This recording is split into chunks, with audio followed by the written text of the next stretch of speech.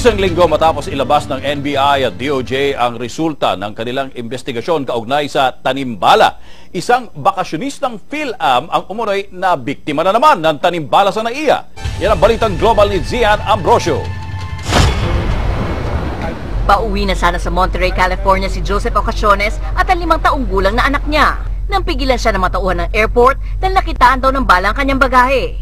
Dala ni Joseph ang isang golf bag at isang luggage na nakalock ang zipper. At dinaan sa x-ray machine sa airport. Shock ako, siyempre. Akala ko mangyayari na sa akin to. Diba? Naririnig ko. Hindi ko naman na-pay attention. Wala nga akong sariling baril sa US o dito. Paano ko, hindi naman kami nag-ala naman pinuntahan ng shooting. Nagbagyo lang kami sa golf.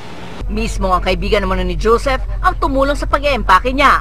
Nilagyan pa nila ng padlock on the zipper na bag para makaiwas sa tanimbala. Dumating sa bansa si Joseph para sa isang yearly golf tournament.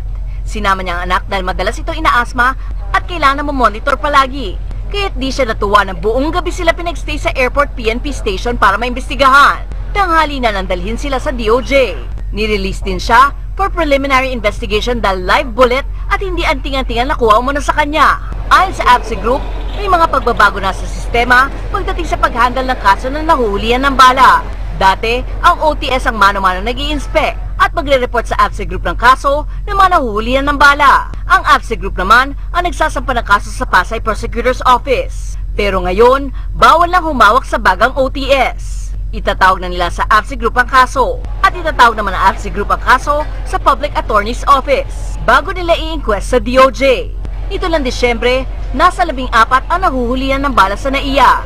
2 ang nakapagpakita ng papeles. Ang iba, umaming naiiwan sa bag o kaya anting-anting.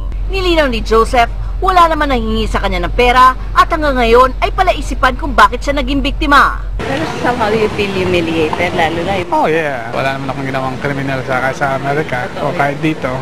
Sa ngayon, pinayagan na rin bumiyahe at makabalik ng Amerika si Joseph. Ang kaso may posibilidad na kailangan niya rin bumalik sa bansa para sa mangyayari investigasyon sa kanyang kaso. Zian Ambrosio, ABS-CBN News.